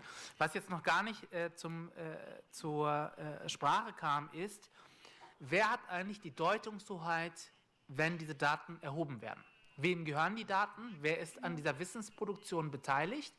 Und wer ist an seiner Verbreitung beteiligt? So, und da haben wir ein grundsätzliches Problem in den Sozialwissenschaften in ganz Europa, auch im angelsächsischen Raum, USA und so weiter und so fort, weil die Zivilgesellschaft, die rassifizierten Gruppen, die ja über Jahrzehnte, Jahrhunderte hinweg diese Wissensproduktion voranbringen, aber nicht als legitime Akteure wahrgenommen werden, die legitimes Wissen produzieren, was zu gesellschaftlicher Veränderung führen kann, ist es quasi Tradition gewesen, über Jahrzehnte hinweg Daten über diese Leute zu erheben und nicht mit ihnen zusammen. Das heißt, jede Datenerhebung, die stattfindet, braucht einen Begleitprozess mit den rassifizierten Gruppen, um valide Daten zu ermitteln, um die Kategorien richtig zu erfassen, um sie dann im Endeffekt messen und dann handlungsbasierte Empfehlungen darauf machen zu können. Also ich würde wirklich nochmal darauf hinweisen, dass es diese Auseinandersetzung braucht. Die haben wir gerade im Rassismusmonitor in Deutschland und Sie können sich vorstellen, der ist sehr, sehr konfliktbehaftet. Also ich gebe Ihnen ein Beispiel. Dürfen wir bei OsteuropäerInnen über Rassismus sprechen? Oder ist Rassismus ja sehr, sehr stark gebunden an die Kolonialgeschichte? Und ist das nicht im deutschen Fall ja, sehr, sehr problematisch, wenn wir die Osteuropäer rausnehmen, wenn man die nationalsozialistische Zeit sich anguckt? Was ist mit Antisemitismus? Sind Jüdinnen weiß oder gehören sie quasi zu den rassifizierten Gruppen an? All diese Diskussionen müssen wir führen, ja, um auf dieser Grundlage vernünftige Daten zu haben. Und es geht nicht ohne die rassifizierten Gruppen. Es geht nicht ohne sie.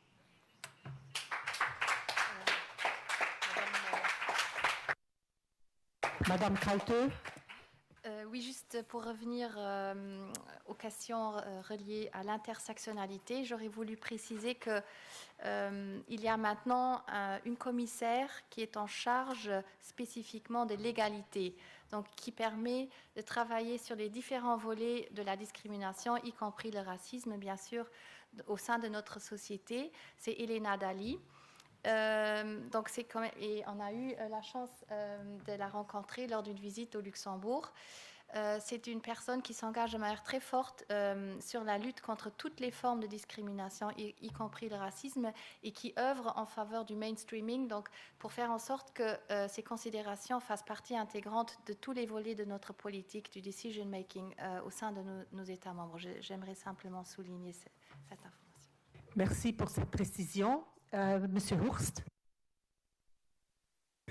Oui, j'aimerais ajouter, comme on l'a vu dans l'Observatoire des discriminations, il est pas seulement important d'avoir les données, comme nous l'avons vu, avec l'implication des communautés concernées, mais aussi que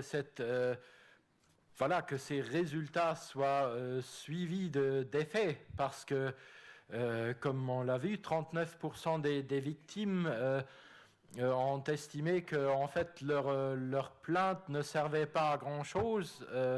Donc voilà, il faut vraiment qu'on prenne la conséquence aussi de ces données et qu'on prenne des mesures vraiment vraiment sensibles pour que les personnes qui sont victimes de ces discriminations aient le sentiment qu'on règle les problèmes ou que la société agisse pour combattre le phénomène. Merci beaucoup. Donc, je vais encore prendre le dernier tour de questions. Madame. Bonjour, mon nom c'est Marissa, je travaille pour Ngokar. Je voulais faire quelques remarques d'abord. Merci monsieur d'avoir parlé aussi du côté économique du racisme et là donc récemment aussi en fait lié au passé colonial, le racisme lié au passé colonial. Le mot racisme structurel est passé aussi beaucoup. Donc une de mes questions, parce que quand j'ai vu donc le plan d'action de l'Union européenne, il y a différents points, mais il n'y a pas la législation. Donc, analyser la législation qui est en place en ce moment, qui exclut, par exemple, beaucoup d'afro-descendants du révis, chômage, indemnisation du droit de maternité. Donc, quand une femme, par exemple, elle a droit au congé de maternité, mais pas nécessairement aux indemnités de maternité. Aussi, donc, la question, je ne me rappelle plus qui a mis le focus là-dessus, migration et asile, les réfugiés. Donc, en effet, c'était madame là, derrière. La contradiction, donc, en fait, dans la législation de la migration et asile, les réfugiés qui viennent de Libye via l'Italie, etc., ici et en Europe. Et quand même, donc, la stricte ou la loi ou les législations migration et asile qui sont très exclusifs. Et donc, voilà, je voulais encore quand même remettre la question là-dessus. Pourquoi on ne parle pas de la législation, pourquoi ce n'est pas un point sur le plan d'action?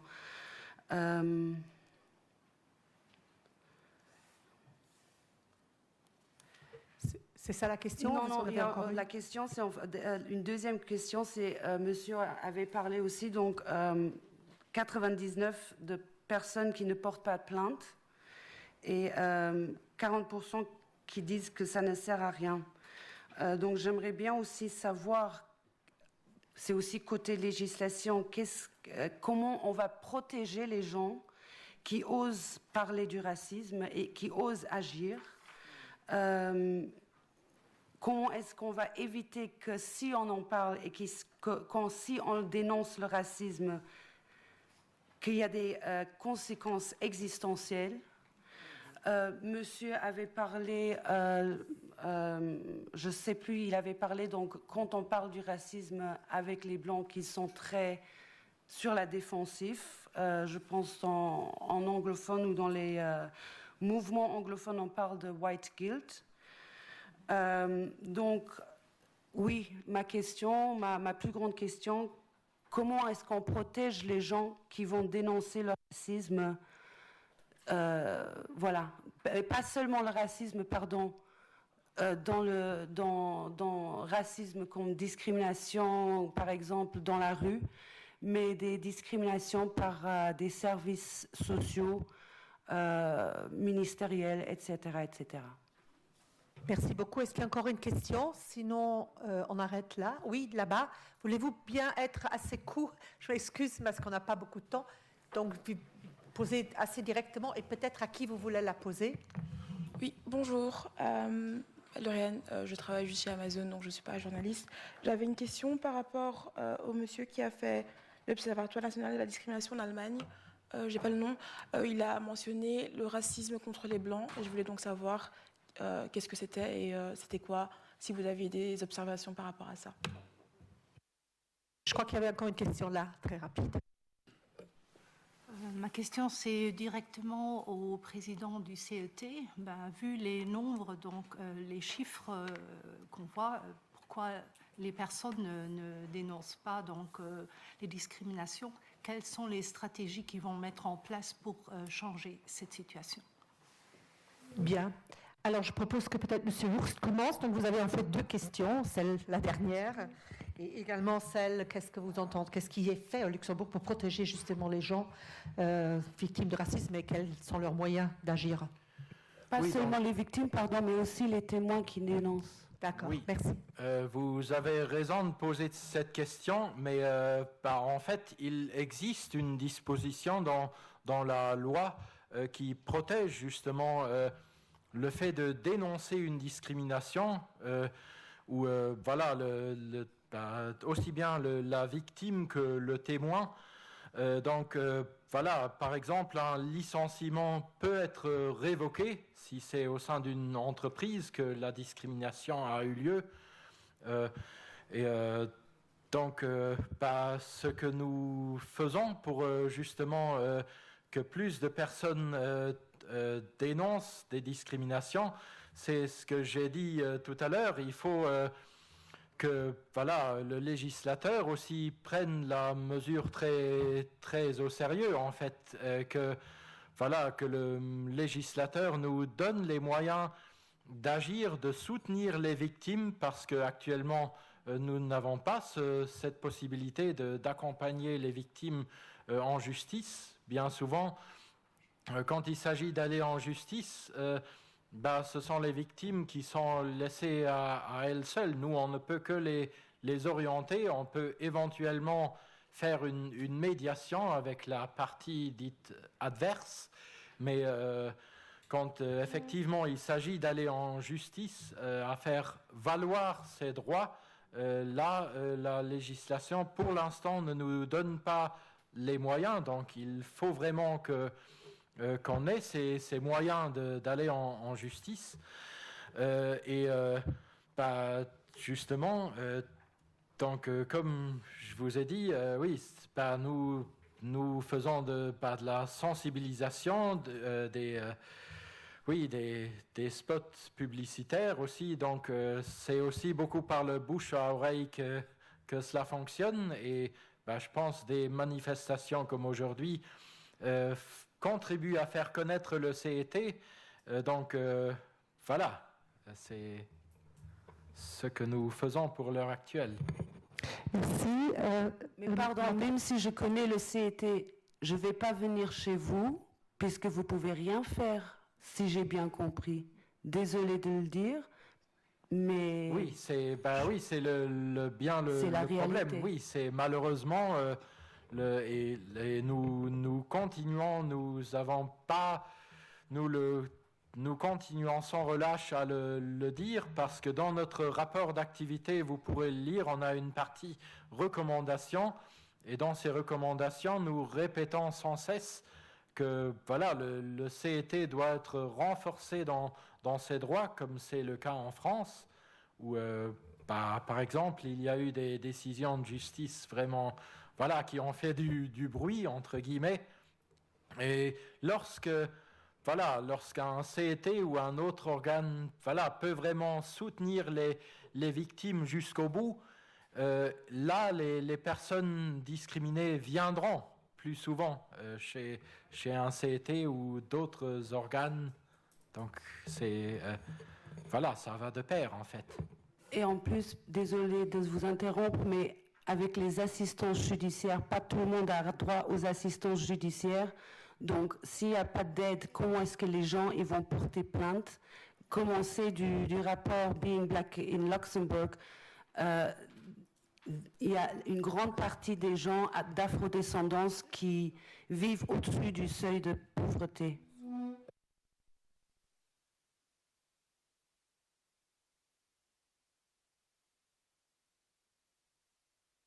Ah voilà, il marche. Mais je pense que cette revendication a déjà été portée par pas mal d'organisations, même à la Chambre des députés, et je crois que c'est une recommandation qu'on va retenir dans les conclusions. Madame Kalte, on vous a posé la question très pointue sur la législation et son analyse au niveau européen et ce qui est prévu. Oui. Alors tout à fait. Je n'avais pas exposé en détail le plan d'action parce qu'il y a beaucoup de volets différents qui sont adressés. On va le mettre sur le site après, comme ça vous pourriez le lire en détail. Et en effet, dans la deuxième partie, donc point 2.1, on parle justement de la nécessité d'adresser le racisme et la discrimination raciale via la législation. Et donc là, vous pourriez lire que la Commission, elle insiste vraiment sur le fait qu'il faut protéger, il faut assurer une protection des victimes par la loi, et donc il faut appliquer la loi au niveau national, et je crois que là, le Luxembourg est vraiment sollicité en tant que décideur, en tant qu'autorité qui prend au sérieux cette protection des victimes de discrimination. Et dans le plan d'action, la Commission annonce également qu'elle va faire une évaluation compréhensive donc de l'état de mise en œuvre de la législation européenne dans tous les États membres pour voir où en est la transposition dans les États membres de ce qui est prévu au niveau européen. Parce que sans l'implémentation des directives, on ne fera jamais de progrès, c'est évident. Et là, tous les États membres sont sollicités. Et si vous lisez le plan d'action, vous pourriez même lire que la Commission encourage tous les États membres à faire en sorte que l'acquis communautaire, donc la directive contre la discrimination raciale, est entièrement transposée et adéquatement appliquée au niveau national. Bon, c'est une recommandation. Un plan d'action ne peut pas émettre d'ordre contraignant, mais au moins la pression politique, elle est bien là à travers ce plan d'action. Et si jamais la Commission constate qu'il y a un État membre qui n'a pas transposé ou qui a mal transposé cette directive, elle peut lancer une procédure en infraction contre cet État membre. Et ça fait vraiment mal. Nous allons vérifier cela lorsque le plan d'action national luxembourgeois va sortir, là, bientôt. Alors, je vais... oui, monsieur, et il y avait aussi monsieur Sinako. Bon, je vais... Monsieur Tineke, je crois que vous vouliez encore dire quelque chose. Et après, nous allons terminer avec monsieur Sinako. Oui, ce que je voudrais dire, c'est que l'étude sur le racisme et les discriminations ethno-raciales au Luxembourg avait un volet sur les aspects juridiques. Ce n'est pas le LISER qui a mené cette partie, c'est le CEVIS qui l'a fait.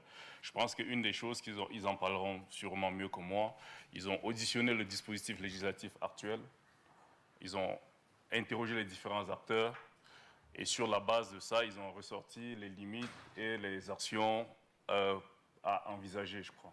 Donc ça fait partie du rapport qui est disponible sur Internet, ça faisait partie de l'étude et ça a été fait. C'est juste ce que je voulais ici, pour le cas du Luxembourg. Alors je laisse pour terminer la parole à M. Siniaglou. Nochmal ein Punkt zu den Gesetzen. Also es kommt natürlich immer darauf an, welche Gesetze ich verändere. Wenn ich zum Beispiel auf diese Frage der Diskriminierung gehe, dann habe ich immer eigentlich ein vorsätzliches Handeln. Das ist so, wie liberale Rechtsstaaten Diskriminierung definieren. Ich brauche eine intentionale Handlung, die dann zu einer Diskriminierung führt, die kann ich dann anzeigen. Und all die Fragen von ökonomischer Gewalt, Ausbeutungsverhältnissen, Machtverhältnissen bleiben durch Gesetze unberührt. Deswegen warne ich davor, sich auf diese Gesetze und alle politischen Forderungen auf diese rassistische Diskriminierung zu setzen, die wichtig ist. Ich will das nicht kleinspielen, aber die im Gegensatz zu quasi anderen Fragen der Gesetzgebung für mich eine untergeordnete Rolle spielen, zum Beispiel der Staatsangehörigkeit, der politischen Rechte. Das sind die entscheidenden Fragen. Wer darf eigentlich mitentscheiden, wie ist das Wirtschaftssystem organisiert, wer profitiert davon und so weiter. Also wenn man es wirklich ernst meint mit Rassismus. Das wären die Fragen, die gesetzlichen Dinge, die man ändern könnte. Die Frage von Rassismus gegen Weiße, es gibt es natürlich nicht. Es gibt keinen Rassismus gegen Weiße. Das ist ein Diskurs der Rechten, was gerade in Deutschland läuft, unter dem Banner Rassismus gegen Deutsche. Also Deutsche würden wohl angefeindet werden auf Schulhöfen von quasi Musliminnen und so weiter und so fort. Aber es zeigt deutlich, dass wenn man sowas gesetzlich verankern will, dann man sich damit auseinandersetzen muss, dass zum Beispiel, das ist in Südafrika jetzt passiert, wo quasi weißen Eigentümern Land oder weggenommen wurde, wo das Unternehmen drauf war, und die haben quasi Anzeige erstattet wegen rassistischer Diskriminierung. Ja, und wenn wir das aber gesetzlich in irgendeiner Form nicht festlegen, was wir eigentlich damit meinen, dann fühlen sich jetzt auch andere gesellschaftliche Gruppen aufgerufen, den Begriff Rassismus für sich zu definieren. Ja? Und dass der historisch gewachsen ist und so weiter und so fort. Es braucht auch im Gesetzestext eine Auseinandersetzung damit, was wir eigentlich damit meinen. Merci beaucoup. Merci beaucoup. Je sais pas.